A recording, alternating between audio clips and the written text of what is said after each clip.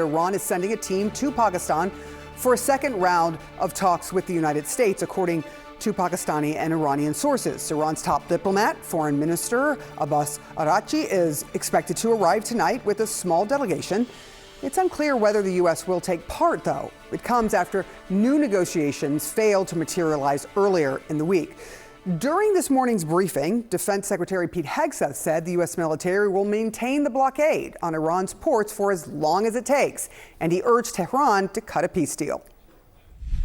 Iran has an important choice, a chance to make a deal, a good deal, a wise deal. Iran has a historic chance to make a serious deal, and the ball is in their court. Either way, the War Department stands ready for what comes next, locked and loaded. CNN's Elena Treen live this morning at the White House. Are you hearing anything about whether the United States is going to show up for these talks?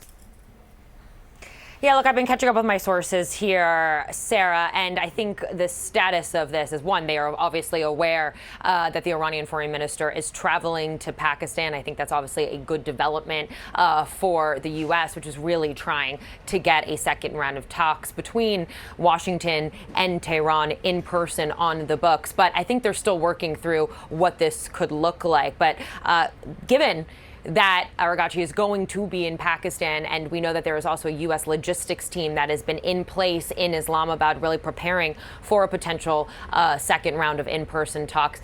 I think it could be likely that we could be seeing, some people from the Trump administration trying to do that. But right now, it's very much unclear, and I think it's all currently being discussed behind those closed doors in that building behind me, Sarah. But this could be a significant move. I mean, look, even though we've heard the president in recent days, he just repeated this yesterday, that there's no rush. He doesn't want to have pressure on him. He's kind of not putting any sort of definitive timeline on this extension of the ceasefire that he declared earlier this week.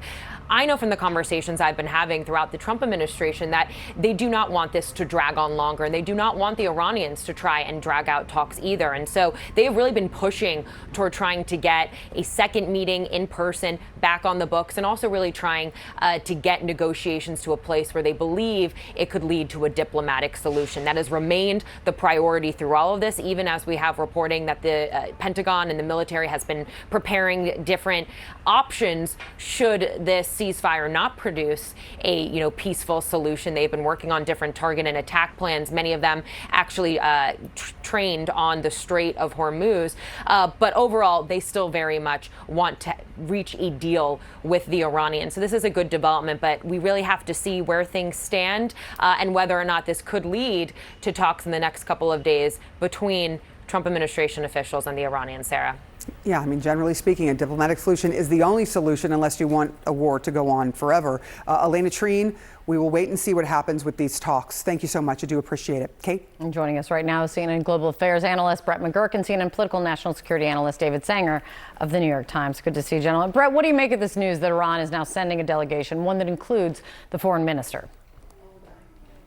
It's interesting, Kate, because Iran's position has been very clear that they will not negotiate so long as we have the blockade on Iranian ports. The messaging from the administration in the last 48 hours, we are keeping the blockade, we're going to tighten the blockade, and yet you still see Araghchi, the foreign minister, going to Islamabad. So that's an interesting development. You know, we've talked in the Ukraine context about diplomacy. Often there's a lot of motion without foreign movement, and that can mean you're really not making progress. But here, even some motion, I think, is important. So it's an interesting sign. I suspect he's going to talk to the Pakistanis about where Iran stands, given that they've had trying to get their act together in Tehran. Whether or not that leads to a U.S. team going, probably not, but we'll have to see. So I think it's a positive development, but, we still have a long way to go to a deal.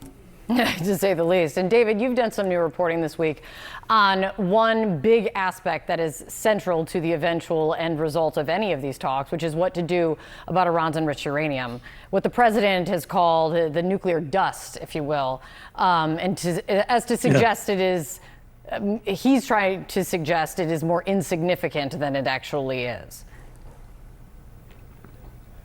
Well, I think we have to remember, Kate, this is what this whole thing was about, right? If it had not been for the presence of a nuclear program that includes 440 kilograms of near bomb grade uranium, there wouldn't have been an attack to begin with on February 28th, or at least that's the administration's position.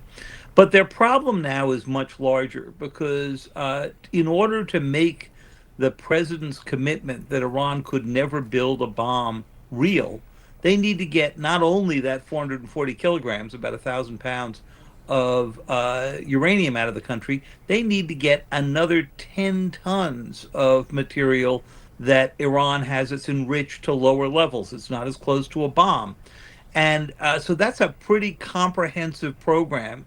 Very hard to understand how you would do that other than a negotiated release. And here, of course, the president is haunted a little bit by the deal that he passed by or pulled out of in 2018, because President Obama managed to get about 97% of Iran's stockpile out of the country in 2015, 2016.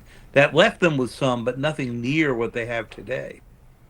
And Brett, one of David's colleagues at the New York Times has some pretty amazing reporting about what from sources inside Iran about the state of the supreme leader there, that on that February 28th strike that made Mustafa Khamenei the supreme leader now, he was gravely injured, disfigured, burned to an extent that he can't speak well. We have not seen or heard, we've seen messages, but it's also led to him being in hiding, surrounded by doctors, no electronics around him in order so that it can't be detected, which has had him delegating, kind of relegate and leave a lot of the responsibility and decision making to the IRGC, including kind of leading on this diplomatic front. If this really is the case in the state of the supreme leader, what does that mean for these negotiations? Because the central question has remained, who can actually secure a deal on the part of the Iranians that the country will follow? Yeah, Kate, it makes it much harder. I mean, negotiating with Iran was difficult even when you had Khamenei, the supreme leader, and he had they called it a five-man group around him that would kind of bless final decisions. You kind of knew that was the system. But they still had some fractures and debate, but it was really the supreme leader and the office of the supreme leader, the people around him in charge. So if you don't have that, the first time since the 1979 revolution, you don't have a supreme leader really firmly in charge. And the reporting from the New York Times that he's communicating with written messages, kind of like a Osama bin Laden in hiding type situation, makes it even more difficult because this negotiation, Kate, on nuclear material and sanctions relief, it is complicated stuff. It requires back and forth. It requires adjustments here and there. It's going to take time. So if that's how they're making decisions, it's really hard to see the road from here to a verifiable nuclear deal. You can maybe come up with a framework arrangement, but I go back to where I started. I think we're a long way from any sort of a real verifiable nuclear agreement. This is nuclear physics, requires inspections, international monitors, and then the sanctions relief is also very important, which is a part of it. And I wouldn't put aside the concern about missiles, support for terrorism, and of course the Iranian people, which we can't put aside. But obviously these talks are very focused on the nuclear. Yeah, and David, just a quote that you had in one of your pieces this week from Robert Malley, who's negotiated with the Iranians leading up to the 2015 deal and the failed attempt with the Biden administration, just comparing the style and approach. It just was a fascinating kind of pulling together by Malley. Trump is impulsive and temperamental. Iran's leadership is stubborn and tenacious. Trump demands immediate results. Iran's leadership plays the long game. Trump insists on a flashy, headline-grabbing outcome. Iran's leadership sweats every detail. Trump believes brute force can compel obedience. Iran's leadership is prepared to endure enormous pain rather than concede on core interests. And I'm just left thinking, yeah, that means quite a bit to how this could ever eventually come to an end. Well, there's a reason, Kate, that agreement in 2015 was 150 pages long, even a little longer, had 5 annexes to it, that it took nearly 2 years to negotiate. Because as Brett suggests here, the devil is truly in the details here. What the inspection and verification looks like, how you define no nuclear activity. Does that mean no nuclear research? Does that mean that you can keep some of the equipment, but you can't actually be putting nuclear material into it? All kinds of complex issues. And so Brett points out rightly that if you've got this system where it's not clear who's making the decision, that's a lot of material to go through. Congressman, let me ask you first on the news that we just got in from Pakistani and Iranian sources that Iran is now planning to send a delegation to Pakistan for talks. Unclear what the United States will do, but what's your reaction? Well, I hope negotiations continue. There needs to be a diplomatic resolution to this situation. I don't believe you're going to be able to bomb it out. I think there is a matter of trust right now. The Iranians don't trust the United States, and of course, we don't trust Iran. And so I think that getting and engaging more of our allies in it so that there's individuals. I thank Pakistan for what it's doing, but you have to negotiate your way out of this, and that's going to take sitting down and having real dialogue and conversation, and that could take some time. I would hope that part of the deal that is struck is that the strait is open while these negotiations take place so that there are thorough negotiations of which both sides can agree and people don't suffer, because of the cost of oil, the cost of fertilizer, and rising costs that are affecting both the American people, of course, as we're feeling right now, and others around the world.